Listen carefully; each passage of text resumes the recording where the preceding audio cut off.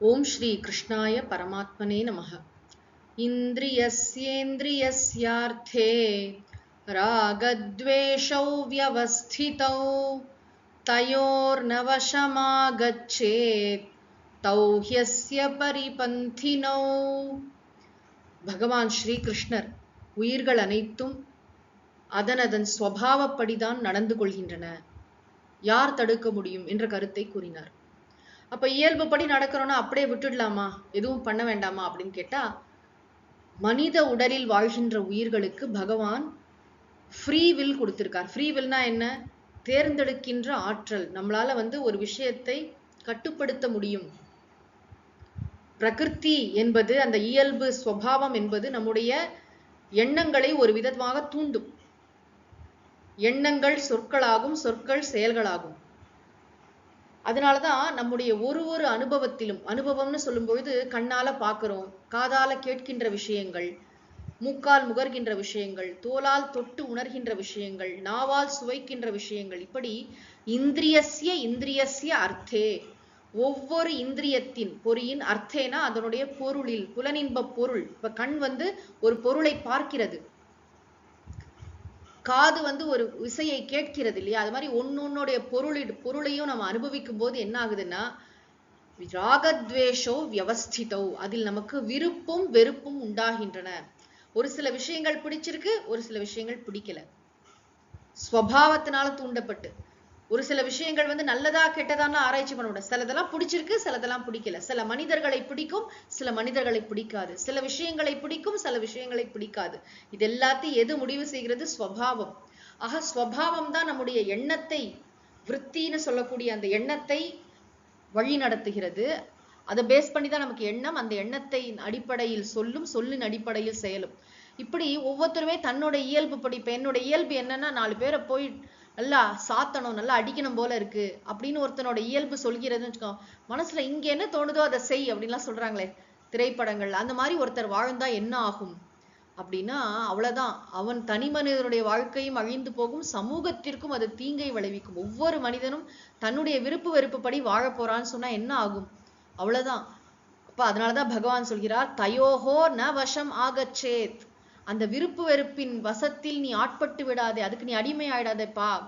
He, ஏனெனில் தௌ, அவை இரண்டும் அஸ்ய பரிபந்தினோ, பரிபந்தின்னு சொன்னா வழிப்பறி திருடர்கள். அந்த காலத்துல காட்டு வழிகள்லாம் நடந்து போவாங்க, நிறைய செல்வம்லாம் எடுத்துட்டு நடந்து போகும்போது வழிப்பறி கொள்ளைக்காரர்கள் திடீர்னு குதிப்பாங்க காட்டுல, எல்லாத்தையும் கையில இருந்து எல்லாத்தையும் புடுங்கிடுவாங்க. அது மாதிரி ரொம்ப கஷ்டப்பட்டு நம்ம நம்முடைய சுயமாக சிந்திக்கின்ற ஆற்றலை வைத்துக்கொண்டு சாஸ்திரங்கள்லாம் படிச்சு நல்ல ஒரு பகுத்தறிவு, ஒரு விவேக சக்திங்கிற செல்வம் நம்ம கிட்ட இருக்கு. என்ன ஆகும்னா, ஸ்வபாவத்தின் படி நடந்து கொள்ள ஆரம்பிச்சோன்னு சொன்னா என்ன ஆகும்னா, இந்த பகுத்தறிவுங்கிற செல்வத்தை நாம் இழந்து விடுவோம். திங்கிங் ஃபேக்கல்ட்டியே போயிடும். நம்மளால இதுவா, இது நல்லதா கெட்டதான்னு ஆராய்ச்சி பண்ணியே பார்க்க முடியாது. நமக்கு லாங் டேர்ம்ல இது நமக்கு நிஜமாவே நன்மை பயக்குமா, நான் போகின்ற பாதை சரியா தவறா அப்படிங்கறத தெரிந்து கொள்ள முடியாதபடி இந்த விருப்பு வெறுப்பு நம்ம அப்படியே போட்டு மூடிடும். நமக்கு நம்மளோட சுபாவப்படி நம்ம இயங்குறது அப்படிங்கறது விஷயத்த ரொம்ப கவனமா புரிஞ்சுக்கணும். ஸ்வபாவத்தினால வரக்கூடிய முதல் தாட், முதல் எண்ணம் இருக்கு இல்லையா, அது நம்ம கண்ட்ரோல்ல இல்லை. ஸ்வபாவத்தினால ஒரு தாட் வருது, ஆனா அந்த எண்ணத்துடன் நாம் தொடர்ந்து பயணிக்கிறோமா? அந்த எண்ணத்தை நிறைய நேரம் உட்காந்து எனக்கு அப்படி தோணிடுச்சுன்னு அதையே நினைச்சிட்டு இருக்கோமா? அது நிச்சயமா அது நம்ம கையில இருக்கு. அதாவது என்ன சொன்னார்? தயோகோ ந வசம் ஆகச்சேத், அதற்கு வசப்பட்டு விடாதே அப்படின்னா, அந்த முதல் எண்ணம் என்னுடைய கண்ட்ரோல்ல இல்லை, ஆனா அந்த எண்ணத்துடன் நான் தொடர்ந்து செல்கிறேனா என்பது என் கண்ட்ரோல்ல இருக்கு. நான் என்ன செய்யணும்னா, என்னுடைய அறிவை பயன்படுத்தி, இங்கதான் பகுத்தறிவு வேலை செய்யணும்.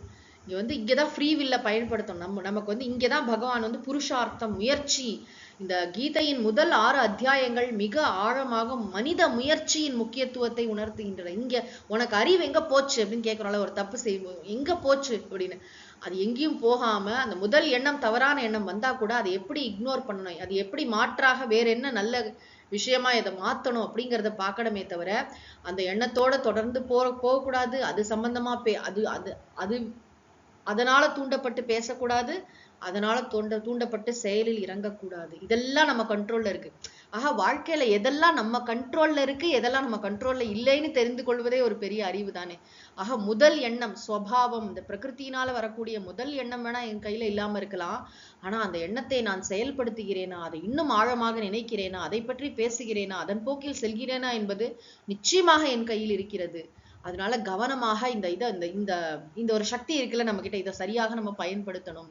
நம்ம புத்திய சாஸ்திரத்துடன் கட்டி இத்தனை அறிவை சம்பாதிச்சிருக்கோம். அது பகவான் 2வது அத்தியாயத்திலே சொன்னார். நம்ம ஒரு விஷயத்த ஓவரா நினைக்கிறதுனால கடைசியில என்ன ஆகும்னா காமம் அப்புறம் குரோதம் எல்லாம் கடைசியில அவனை படிச்சதெல்லாம் மறந்து போகும்னு சொன்னார். அவனுடைய வாழ்க்கையே வீணாகும்னு சொன்னார் 2வது அத்தியாயத்துல கடைசியில. அதெல்லாம் நினைவில் வைத்துக்கொண்டு நம்ம என்ன செய்யணும் அப்படின்னா, அந்த வழிப்பறி கொள்ளைக்காரர்கள் நல்லா சாஸ்திர அறிவெல்லாம் பெற்றிருக்கோம், நல்லா திங்க் பண்றோம், சரியான பாதையில தான் போயிட்டு இருக்கோம். திடீர்னு பார்த்தா நம்முடைய ஏதோ ஒரு தவறு நடக்கிறதுக்கு காரணம் என்னவா இருக்குன்னு பார்த்தா நம்முடைய விருப்பு வெறுப்பாகத்தான் இருக்கும். விருப்பும் வெறுப்பும் நம்முடைய வாழ்க்கையில் நிம்மதிக்கான நம்முடைய பயணத்தில் நம்முடைய பகுத்தறிவை கவர்ந்து செல்கின்ற வழிப்பறி கொள்ளைக்காரர்கள், பரிபந்தினவ். அதனால ஜாக்கிரதையா இருக்கணும். பகவான் இங்க நமக்கு எச்சரிக்கை செய்கிறார். விருப்பு வெறுப்புப்படி நம்முடைய வாழ்க்கையை அமைத்துக் கொள்ளக்கூடாது. நம்ம விருப்பு வெறுப்பெல்லாம் கூட மாறிக்கிட்டே இருக்கும். இன்னைக்கு ஒண்ணு பிடிக்கும், நாளைக்கு வேற ஒண்ணு பிடிக்கும், மனசு மாறி மாறி ஒண்ணுன்னு சொல்லிட்டு இருக்கோம். அப்படி அல்ல. எது சரியானது, எனக்கும் சமூகத்திற்கும் எது நல்லது. சுவாமிஜி ரொம்ப அழகா இந்த உரைக்கல்ல சொல்வார். அறம்னா என்னன்னா, தனி மனிதனுக்கும் சமூகத்திற்கும் நலம் பயக்கின்ற எண்ணங்கள், சொற்கள், செயல்கள், அதுதான் அறம். நான் அறத்தை தான் கடைபிடிக்கணும். அறம் செய்ய விரும்பு. இந்த விருப்பு வெறுப்பை நம்ம விட்டுடும். விருப்பு வெறுப்பை குறைத்து கொள்ள வேண்டும். ரொம்ப முக்கியம். விருப்பு வெறுப்பு இல்லாதவர் கடவுள். கடவுள்னு நம்ம சொல்லும் பொழுது பாசம், அங்குஷம்னு கையில இறை வடிவங்கள் எல்லாம் பாத்தீங்கன்னா, ஒரு கையில பாத்தீங்கன்னா ஒரு கயிறு வச்சிருக்கோம், அதுக்கு பாசம்னு பேரு. இன்னொரு கையில அங்குஷம்னு இந்த யானைய கையாளக்கூடிய துரட்டி. அது ரெண்டும் எதை குறிக்கின்றன? இறைவனுக்கு விருப்பும் வெறுப்பும் அவர் கட்டுப்பாட்டில் இருக்கின்றன. மனிதனுக்கு அப்படி இல்லை. விருப்பு வெறுப்பின் அடிமையாக மனிதன் இருக்கிறான். அதுதான் மனிதனுக்கும் கடவுளுக்கும் உள்ள ஒரு வித்தியாசம்னே சொல்லுவாங்க. One of the differences. இறைவன் எப்படி இருக்கிறார்? வேண்டுதல் வேண்டாமை இலான். அவருக்கு விருப்பு வெறுப்பு இல்லை. அவர் விருப்பு வெறுப்பை வெற்றி கொண்டவராக இருக்கிறார். நாமும் நம்முடைய விருப்பு வெறுப்பை ஜெயிக்க வேண்டும். அதுதான் நம்முடைய வாழ்க்கையில ஒரு பெரிய சேலஞ்ச், பெரிய சவால். என்ன அப்படின்னா, நம்முடைய இயல்பு சொல்றபடி கேட்டு விருப்பு வெறுப்புல மாட்டிக்க போறோமா, இல்ல அந்த விருப்பு வெறுப்பை கையாண்டு நம்ம எது தர்மமோ அந்த பாதையில் சென்று மோட்சத்தை, அமைதியான ஆனந்தத்தை உணரப் போகிறோமா? நம்ம பகுத்தறிவாகிய செல்வத்தை நம்ம இழந்துடக்கூடாது. இந்த விருப்பு வெறுப்பாகிய திருடர்கள் இதை பறித்து கொண்டு சென்று விடுவார்கள். கவனம் என்று பகவான் இந்த ஸ்லோகத்தில் கூறியிருக்கிறார். ஓம் சாந்தி சாந்தி சாந்தி. ஹரிஹி ஓம் தத் சத்.